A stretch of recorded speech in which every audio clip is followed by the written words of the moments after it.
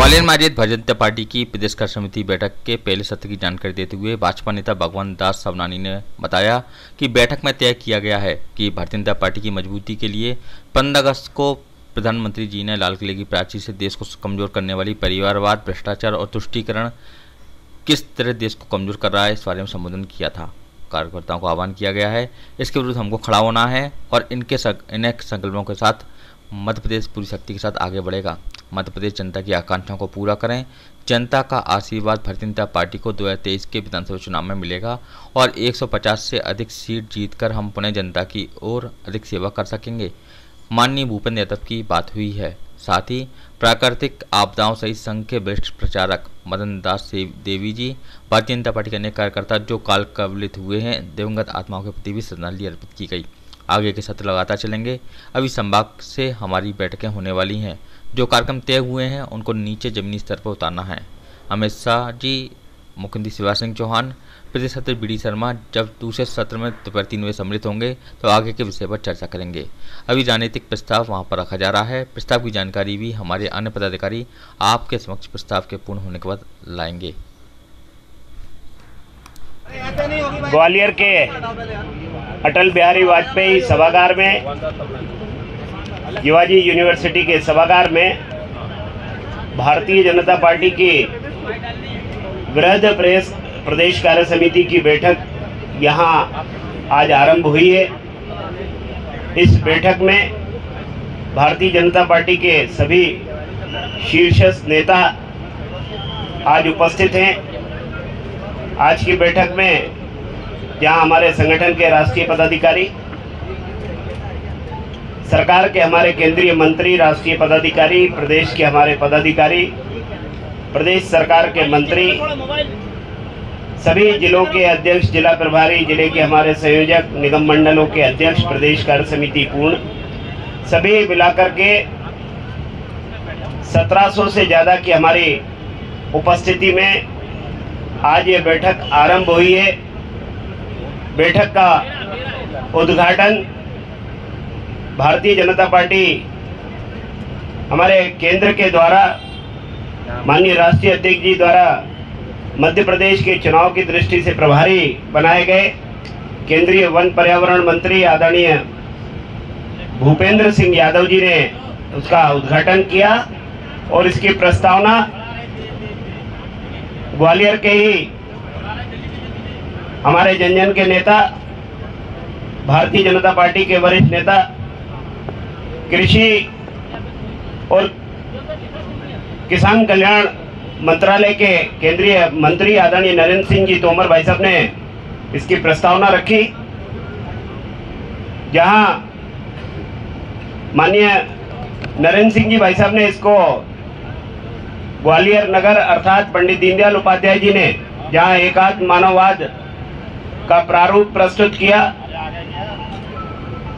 पंडित अटल बिहारी वाजपेयी जी की कर्मभूमि राजमाता सिंधिया साहब के आशीर्वाद से ग्वालियर से आरंभ होकर के जनसंघ आज मध्य प्रदेश और देश में एक बड़े रूप में और दुनिया की सबसे बड़ी पार्टी के रूप में काम कर रही है। हम सभी कार्यकर्ता पूरे उत्साह और ऊर्जा के साथ चुनाव की दृष्टि से सब लगे हैं और ग्वालियर में पधारे सभी कार्यकर्ताओं का उन्होंने अभिवादन किया। माननीय भूपेंद्र यादव जी ने हम सब कार्य समिति को संबोधित करते हुए उन्होंने कहा कि जहां एक तरफ माननीय मोदी जी ने अमृत काल में, आजादी के अमृत महोत्सव के बाद इस अमृत काल में देश को मजबूत करने के लिए लाल किले की प्राचीर से आगामी 25 वर्ष की योजना बना करके देश को परम वैभव के शिखर पर पहुंचाने के लिए जहां उन्होंने हम सबको तैयार किया है, वहीं दीनदयाल उपाध्याय जी के एकात्म मानव दर्शन से प्रेरित होकर के यह पार्टी आज विश्व की सबसे बड़ी पार्टी बनी है।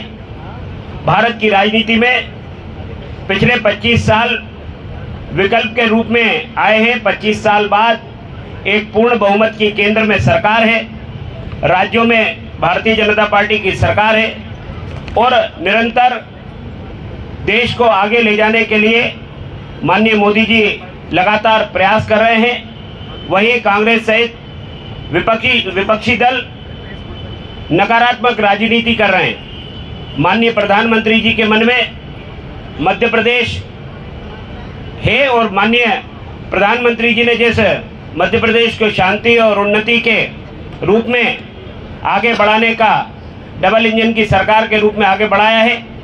माननीय शिवराज जी के नेतृत्व में, संगठन की दृष्टि से माननीय विष्णुदत्त शर्मा जी के नेतृत्व में लगातार भारतीय जनता पार्टी का कार्यकर्ता, भारतीय जनता पार्टी की सरकार जन जन की आकांक्षा को पूरा करते हुए आगे बढ़ रही है। माननीय भूपेंद्र यादव जी ने आगे कहा कि हम गारंटी कार्ड नहीं देते, हम 20 साल का रिपोर्ट कार्ड प्रस्तुत करते हैं। 20 साल पहले 2003 के पहले की मध्य प्रदेश की जो दुरावस्था थी, बिजली नहीं, सड़क नहीं, पानी नहीं, कृषि का रकबा बहुत छोटा, आज लगातार मध्य प्रदेश भारतीय जनता पार्टी की सरकार में उन्नति कर रहा है, प्रगति कर रहा है और लगातार इसको और ऊंचाई तक ले जाना है। इसलिए मध्य प्रदेश में पुनः भारतीय जनता पार्टी की मजबूत सरकार बने, इसके लिए उन्होंने कार्यकर्ताओं को आह्वान किया। साथ ही उन्होंने कहा कि जो नकारात्मक राजनीति करते हैं, अविश्वास प्रस्ताव लेकर के पार्लियामेंट में आए और मतदान के पहले ही सदन से भाग खड़े हुए और आने वाले चुनाव के लिए हम सबको जनता के बीच में ये विषय लेकर के जाना है। साथ ही उन्होंने कार्यकर्ताओं के से आग्रह करते हुए कहा कि भारतीय जनता पार्टी का कार्यकर्ता इस पूरे उत्साह और ऊर्जा के साथ, उमंग के साथ जिस तरह से लगाए, मध्य प्रदेश में 150 से ज़्यादा सीटें भारतीय जनता पार्टी के आएंगी। उन्होंने अटल जी की पंक्तियों को दोहराया, हार नहीं मानूंगा, रार नहीं ठानूंगा, काल के कपाल पर लिखता मिटाता हूँ, गीत नया गाता हूँ। इन पंक्तियों के साथ उन्होंने कार्यकर्ताओं का उत्साहवर्धन किया। साथ ही उन्होंने कहा कि कमलनाथ जी को अवसर दिया, मध्य प्रदेश की जनता ने 15 माह में ही वो भारतीय जनता पार्टी के कार्यकर्ताओं को कुचलने के लिए काम करते रहे और भारतीय जनता पार्टी की, शिवराज जी की सरकार के जो गरीब कल्याण के कार्यक्रम थे उनको बंद करने का उन्होंने काम किया है। इसलिए मध्य प्रदेश की जनता उनके कृत्यों को जानती है। इसलिए जन जन तक हम सभी इन विषयों को लेकर के जाएं और भारतीय जनता पार्टी की मजबूत सरकार बनाएं। साथ ही इस 15 अगस्त को माननीय प्रधानमंत्री जी ने लाल किले की प्राचीर से देश को कमजोर करने वाली परिवारवाद, भ्रष्टाचार और तुष्टीकरण, जिससे देश कमजोर होता है, इसके विरुद्ध हमको खड़ा होना है और इन्हीं संकल्पों के साथ कि मध्य प्रदेश पूरी शक्ति के साथ आगे बढ़े, मध्य प्रदेश जनता की आकांक्षाओं को पूरा करे। जनता का आशीर्वाद भारतीय जनता पार्टी को 2023 के विधानसभा के चुनाव में मिलेगा और 150 से अधिक सीटें जीत करके हम पुनः जनता की और अधिक सेवा कर सकेंगे। ये माननीय भूपेंद्र यादव जी ने अपने उद्बोधन में कहा। आज की इस बैठक में जहां पिछले कार्यवृत्त की पुष्टि हुई, साथ ही प्राकृतिक आपदाओं सहित संघ के वरिष्ठ प्रचारक मदन दास देवी जी, भारतीय जनता पार्टी के अनेक कार्यकर्ता जो काल कवलित हुए हैं, दिवंगत आत्माओं के प्रति भी श्रद्धांजलि अर्पित की। आगे के सत्र लगातार चलेंगे। अभी संभागशाह हमारी बैठकें होने वाली है, जो कार्यक्रम तय हुए उनको नीचे उतारना। माननीय अमित शाह जी, माननीय मुख्यमंत्री शिवराज सिंह चौहान जी और माननीय प्रदेश अध्यक्ष आदरणीय विष्णुदत्त शर्मा जी जब सेकंड सत्र में 3 बजे वो सम्मिलित होंगे तो आगे के विषयों पर वो चर्चा करेंगे। अभी राजनीतिक प्रस्ताव वहाँ रखा जा रहा है। प्रस्ताव की जानकारी भी हमारे अन्य पदाधिकारी आपके समक्ष प्रस्ताव के पूर्ण होने के बाद देंगे। आप सबका बहुत बहुत धन्यवाद।